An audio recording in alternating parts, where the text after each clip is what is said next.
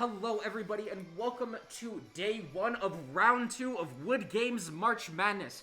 For those who may have missed some of the events of round 1, here's a recap of the bracket going forward with our Sweet 16. Passing it over to Nathan. In the first match, the one we'll be featuring today, we have Ice Climbers versus Roy. But in the future, we have Garfield, the big fat cat who loves lasagna, versus Marth in the second round, or the second match of the round. Then we have the Breast Cancer Awareness Captain Falcon versus Pink Saul Goodman in the all-pink matchup. Then we have The Undertaker versus Korn, pretty self-explanatory. Sam's versus Gagnon. Bahulia versus PK Fire. The Wii Fit Trainer versus Actually Marth, who has made it to this round as well as Marth. And then Ryu and Ike to top it off.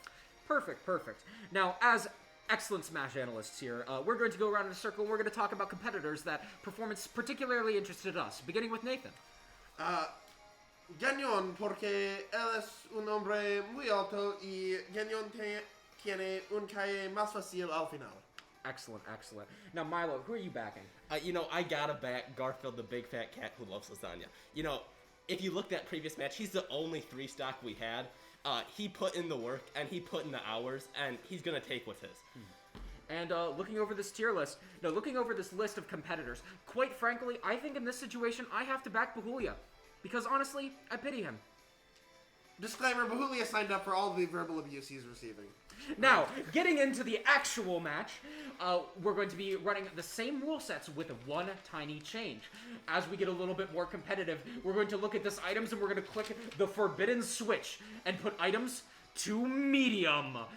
Now that items are set to medium, we should expect to see some tighter gameplay, especially on some of the smaller stages that aren't as conducive to everything happening all of the times and the commentators being confused.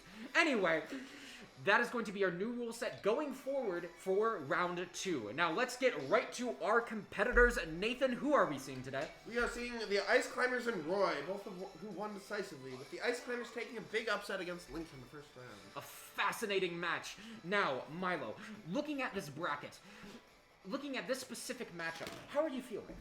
Well, Ice Climbers came out of nowhere. I think their numbers advantage is gonna help out, but Roy's are known for to swing at anything, so being 2 hitbox instead of 1 might be a huge disadvantage here. I see. All things to think about as we go. Ice Climbers. I see. All things to think about as we go into round 2. Game 1 of round 2. Yeah, what do you say? Yes, this is why I handled the bracket, Declan.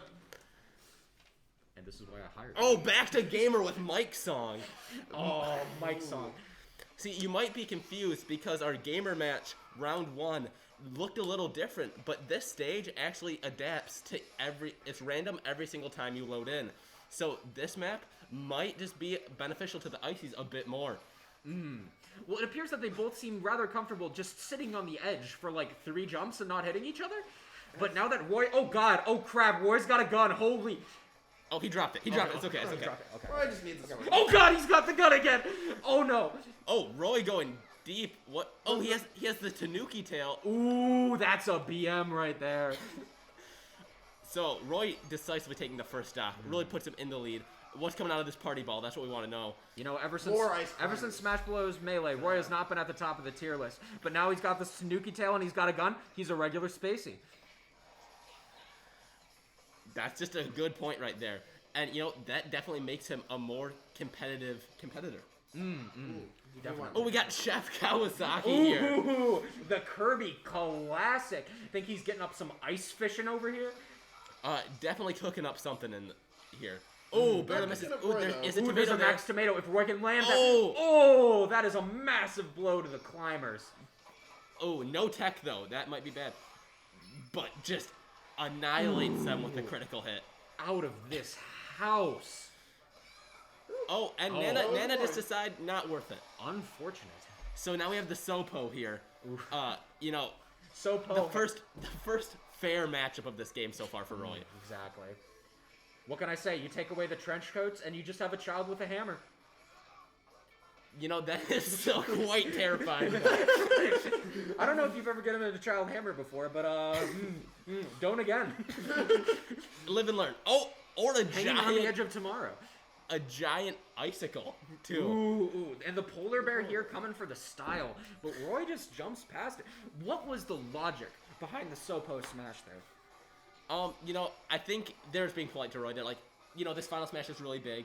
I'm just gonna move it away from you, so that way, if you want to take the damage and be like a good competitor, you can walk into it. Or if So you want to what be a coward, like, see, there's keeping away from him, but he chose to run Oh, into no, it and be yes, a gentleman. Roy really making up for his decisions before. Nathan, how are you feeling about that polar bear? It was kind of cute. I'm gonna be honest. Yeah, I liked it. I liked It it. was nice. Do you think it makes up for Nana's death? No. Fair enough. Heading right back into the match, we're seeing Popo at 103, 102 now, versus Roy at 1 stock at 11. But Roy does have the funny mushroom. He does have the funny mushroom. That mushroom, if you get hit by it enough, it does reverse your controls, but that doesn't really do anything in this matchup here. Unfortunately, since we're not playing against Fox, that doesn't actually help. Yeah, exactly.